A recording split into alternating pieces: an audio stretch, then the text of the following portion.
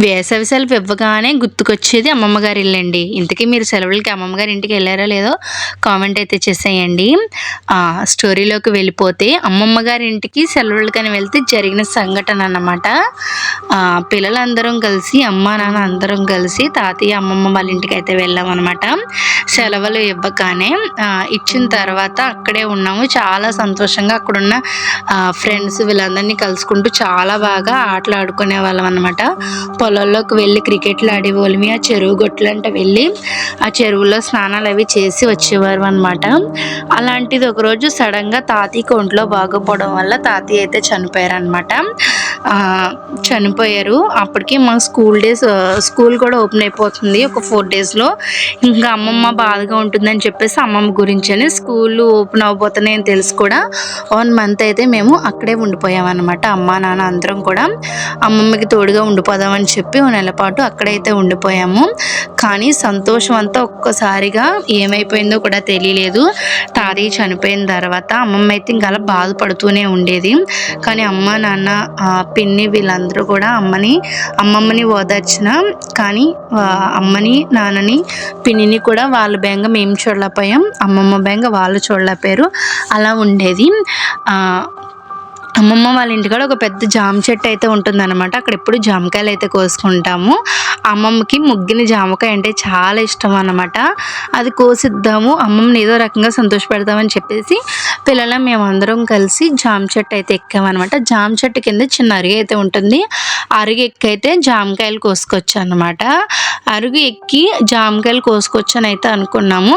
అరుగు ఎక్కిన తర్వాత ఏదో ఒక మెత్తటి దాని మీద కాలు వేసినట్టు అయితే అనిపించింది అనమాట. తెర చూస్తే అక్కడ ఏమీ లేదు. ఇంతకీ అది ఎలా ఉందంటే ఒక మనిషి తొడకాల మీద కాలు వేసి నుంచుంటే ఎలా ఉంటుందో అలా ఉందన్నమాట. ఏంటి ఇలా ఉందని చెప్పేసి కొంచెం పక్కగా జరిగి అరుగు మీద కాలు వేస్తే అక్కడ ఏమీ లేదు, అంతా మామూలుగానే ఉంది. కానీ నేను వేసిన దగ్గర మాత్రం ఒక మనిషి తొడకాల మీద కాలు వేసినట్టే ఉందన్నమాట. ఇలా ఉందేంటా అని అయితే అనుకొని మామూలుగా ఏం పట్టించుకోకుండా దిగిపోయి జామకాయల కోసం అమ్మమ్మకి అయితే ఇచ్చినా సరే అమ్మమ్మ మొహంలో నవ్వు అనేది లేదనమాట. అంతే బాధగా ఉన్నది. అలాగా పిల్లలందరూ ఆడుకున్న తర్వాత తాతయ్య చేతికర్ర అయితే ఒకటి ఉంటుంది అన్నమాట. మేము బాల్తో ఆడుకుంటుంటే గాల్లో తాతయ్య కర్ర ఎగురుకుంటూ వచ్చి ఆ బాల్ని అయితే కొట్టిందనమాట. ఒక్కసారిగా మొత్తం పిల్లలందరం కూడా చాలా భయపడ్డాం అనమాట. ఏంటి ఇలా జరుగుతుందని చెప్పేసి వెంటనే అమ్మ వాళ్ళందరినీ పిలుచుకొని వస్తే వాళ్ళు ఎవరు కూడా నమ్మలేదన్నమాట. అప్పటికే కర్ర అయితే కిందకి పడిపోయింది. ఇలా కాదని చెప్పేసి అమ్మ వాళ్ళకి చెప్దామని చెప్పేసి మన్నాడు జామ చెట్టు దగ్గరికి తీసుకొచ్చి చూపిస్తే అప్పుడు కూడా అలాగే ఎవరో కాలు మీద కాలు వేసినట్టు అయితే ఉందన్నమాట. అమ్మకి చూపిస్తే సేమ్ అమ్మకు కూడా అలాగే అనిపించిందంట, ఎవరి కాలు మీద కాలు వేసినట్టు. అలాగే తర్వాత కర్రతో ఆడుకుంటుంటే బాల్తో కాసేపటికి కర్ర అటు ఇటు తిరుగుతూ కర్ర బాల్ని కొడుతుందనమాట. అదైతే చూసి అయితే అందరూ షాక్ అయ్యారనమాట. ఇలా కాదని చెప్పేసి అమ్మ పిన్ని వీళ్ళందరూ కూడా గురువుగారి దగ్గరికి వెళ్ళి తాయెత్తులు కట్టే వాళ్ళు ఉంటారు కదా, వాళ్ళ దగ్గరికి వెళ్ళి చూపిస్తే వాళ్ళు ఏమన్నారంటే, మీ నాన్నగారు ఈ కోరిక తీరకుండా చనిపోయారు కదా, అందు గురించి తన ఆత్మ మీ ఇంట్లోనే తిరుగుతూ ఉంది పిల్లలతో పాటు మీ అందరితో పాటు అనేసి అని అయితే అన్నారనమాట. ఇంట్లో హోమాలు ఏవో చేయించాలని కూడా చెప్పారు. ఈ హోమాలు ఇవన్నీ చేయించిన తర్వాత మళ్ళీ ఎప్పుడు ఇలా జరగలేదన్నమాట.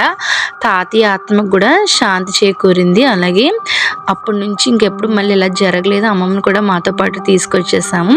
ఇప్పటికీ అప్పుడప్పుడు ఆ ఊరు అమ్మమ్మ గారు ఊరు వెళ్తుంటే అక్కడున్న ఫ్రెండ్స్ కూడా ఈ సిచ్యువేషన్ ఇప్పటికీ మర్చిపోలేరు. గుర్తొచ్చినప్పుడల్లా ఈ టాపిక్ చెప్పుకుంటూ ఉంటాం అన్నమాట. ఫ్రెండ్స్, ఈ స్టోరీ మీద మీ అభిప్రాయం ఏంటో కామెంట్ అయితే చేయండి. అలాగే మీకు తెలిసిన స్టోరీస్ ఏమైనా మాతో పంచుకోవాలనుకుంటే కామెంట్ అయితే చేసి మన ఛానల్ని తప్పకుండా సబ్స్క్రైబ్ చేసుకోండి.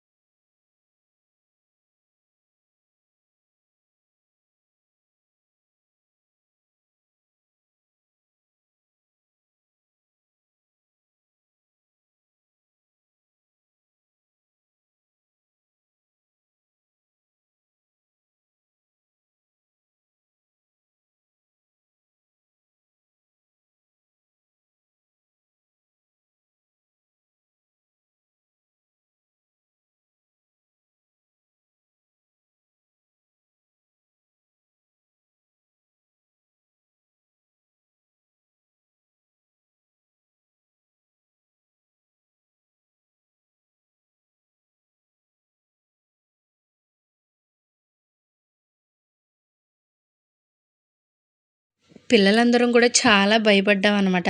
గాల్లో తేలుతూ అయితే ఉండిపోయింది కర్ర. ఆ కర్ర కూడా బాల్‌ని అయితే కొట్టిందనమాట. పరుగు పరుగునెళ్ళి ఈ విషయం ఇంట్లో అందరితో చెప్తుంటుంటే బాధలో ఉండే మీ ఎటకారాలేంటి అని చెప్పేసి అమ్మ అందరూ కూడా గసి పాడేశారనమాట. ఏం చేయాలో కూడా అర్థం అవ్వలేదు. అలాగా మర్నాడు పిల్లలందరం కలిసి క్యారమ్ బోర్డ్ ఆడుతుండగా ఆటికదే కాయిన్ అనేది జరిగిపోవడం, ఎవరో కొట్టినట్టు కూడా ఉండేదనమాట. ఈ మాటలన్నీ చెప్పినా సరే ఎవ్వరూ నమ్మలేదు. ఇలా కాదని చెప్పేసి అమ్మని, పిన్నిని రమ్మని, అలాగే అమ్మమ్మని కూడా అక్కడే నుంచోబెట్టి చూపిద్దామని చెప్పేసి రమ్మని, జామ చెట్టు ఎక్కినప్పుడు ఇలా జరిగిందని అయితే చెప్పామనమాట. చెప్తే అక్కడ అదేంటో గానీ మేము మళ్ళీ జామ చెట్టు ఎక్కేటప్పుడు కూడా అక్కడ కూడా ఎవరో తొడకాల మీద కాలేసినట్టు అనిపిచ్చింది. అమ్మకి చెప్తే గసిరిందనమాట. అమ్మనే ఒకసారి చూడమంటే నిజంగా ఎవరో ఎవరో తొడకాల మీద కాలెట్టినట్టు అనిపిచ్చిందనమాట. తర్వాత బాల్‌తో ఆడుకుంటూ ఉంటుంటే దానికదే కర్ర లెగిసి అది కూడా మళ్ళీ తిరిగిందనమాట. ఇవన్నీ అమ్మా, నాన్న వీళ్ళందరూ చూస్తుంటే చాలా షాక్ అయ్యారనమాట. క్యారమ్ బోర్డ్ కూడా ఆడేటప్పుడు కాయిన్స్ వాటికవే జరుగుతూ ఉండేవనమాట. ఏంటి ఇలా ఉంది? ఏంటి కనుక్కుందామని చెప్పేసి దీనికి సంబంధించిన ఆహ్, గురువుగారి దగ్గర తాయెత్తులు కడతారు గదా! వాళ్ళ దగ్గరికైతే వెళ్ళి ఇవన్నీ చెప్తే వాళ్ళు ఏమన్నారంటే, "ఎవరో కాదమ్మా మీ ఇంట్లో ఉన్నది మీ నాన్నగారి ఆత్మే. తను మీ పిల్లలు, మనవళ్ళతో ఆడుకోవాలని ఎంతో ఆశతో అతను కానీ సడెన్‌గా చనిపోయారు కదా! అందు గురించి తన ఆశ కోరిక తీరకపోవడం వల్ల ఇంకా ఇంట్లోనే అక్కడక్కడ తిరుగుతూ ఉన్నారు" అని హోమాలయ్యి చేయించాలని చెప్పారనమాట. హోమాలవి చేస్తే ఇంకెప్పుడు ఇలా ఉండదు. అంతా మామూలుగానే ఉంటుందని చెప్తే హోమాలవి చేయించారనమాట. హోమాలయి చేయించిన తర్వాత అంతా మామూలుగానే ఉన్నది. తర్వాత మేము వస్తూ వస్తూ అమ్మమ్మనైతే మా ఇంటికి తీసుకొచ్చేసుకున్నామనమాట. ఇప్పుడైతే మేము చాలా సంతోషంగా ఉన్నాము. అమ్మమ్మ కూడా చాలా సంతోషంగా ఉంది. కానీ ఆ విషయాలు తలుచుకుంటూ ఇప్పటికి కూడా చాలా భయంగా ఉంటుందనమాట. ఇప్పటికింకా ఆ ఊరికి వెళ్తే అక్కడున్న ఫ్రెండ్స్ కూడా మర్చిపోరు. ఫ్రెండ్స్ ఈ స్టోరీ మీద మీ అభిప్రాయం ఏంటో కామెంట్ చేయండి. అలాగే మీ చుట్టుప్రక్కల ఎప్పుడైనా ఇలాంటి స్టోరీ కానీ, ఇంకా వేరే ఏదైనా స్టోరీ కానీ తెలిసిందుంటే మాతో పంచుకోవాలనుకుంటే కామెంట్ అయితే చేసేయండి. మన ఛానల్‌ని సబ్స్క్రైబ్ చేసుకోండి.